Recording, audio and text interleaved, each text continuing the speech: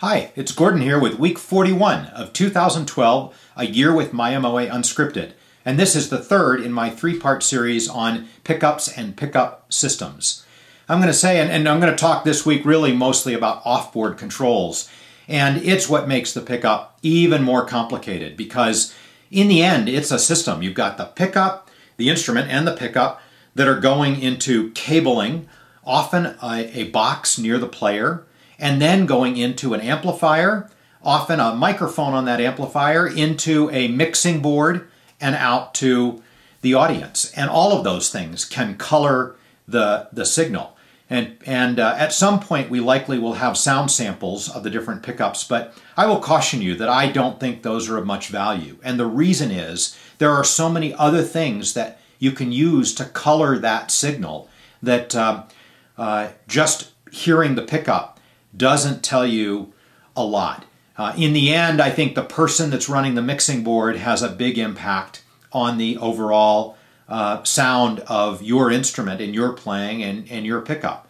I talked before about active versus passive and the hotter signal that you'll get out of an active pickup. People say, well, I want hotter. I want to be louder. Well, you may not want to be louder, but that's a separate subject.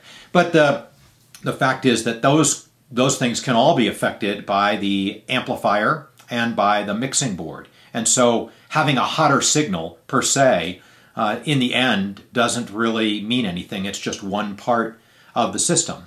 So let's say I've got my pickup and I've got it installed in my instrument and I want some controls near me. What are my options? Well, one of the cool things is this cable from Taylor Instruments. And this is a volume control cable. So this is where you plug in to the end of the instrument, goes right into your instrument jack, and right here I can turn it off and I can turn it on and adjust the volume.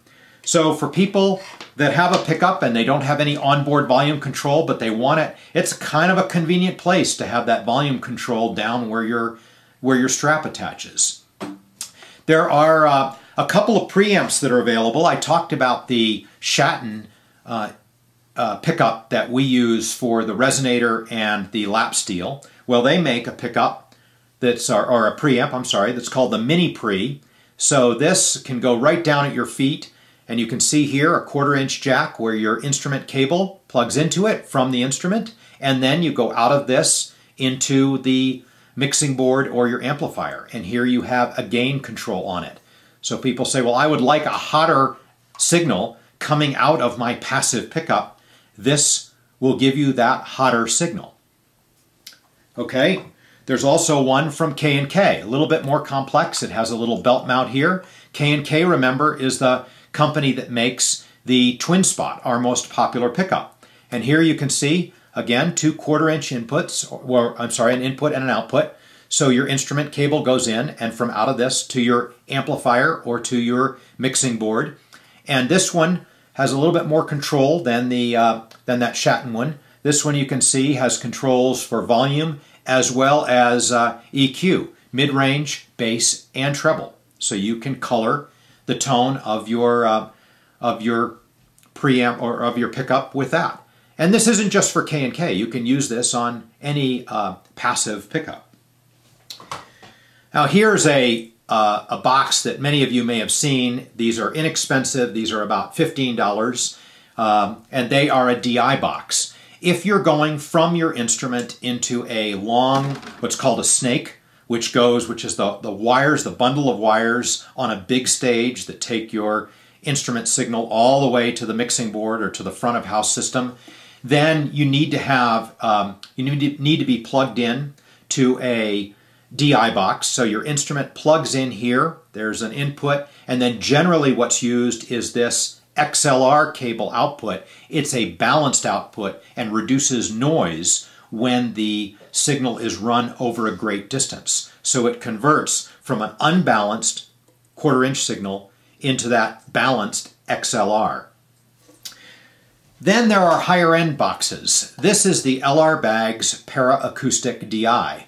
So it is a DI box, just like that last one that I showed you. This one I think runs for about $150. And so it functions as a DI box, your 1/4-inch in, and then you can see the XLR out. These boxes all have to have power, so there's a power plug, but there's also a place for a 9-volt battery.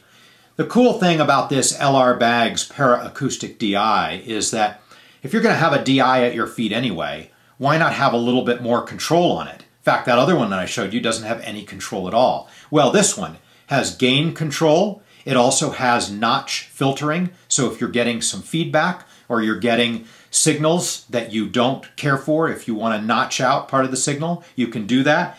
And it also has EQ controls, again, for low, mid-range, and high. This, well, it used to be my favorite for player controls at your feet. But I don't have one to show you, but I'm going to talk about their new one, and you can go look it up online. And it's called the Venue, the LR Bag's Venue. And if you're going to have controls at your feet, it's my preference. Why? Well, it's got a button, and it's got a tuner and a switch that you can press with your foot that mutes the instrument and turns on the tuner. Love to have that at my feet. It eliminates having the tuner on your headstock. It has all of the EQ and filtering controls that the Para-Acoustic did. It's really their next generation from the Para-Acoustic. This is a little boxy looking. The Venue comes in a neat package and is flatter and looks really cool. It also has gain or volume control, and it has a boost button for people that are playing in a situation where they'll do a lead and they need to boost their signal. So when they're doing their lead, they can be heard over other people. That's what it's for. So again, if you're going to buy something to have at your feet, that's the one to buy, and always have it with you. So I hope this has helped and not raised more questions than it's answered, and I'll see you back in another week. Bye-bye.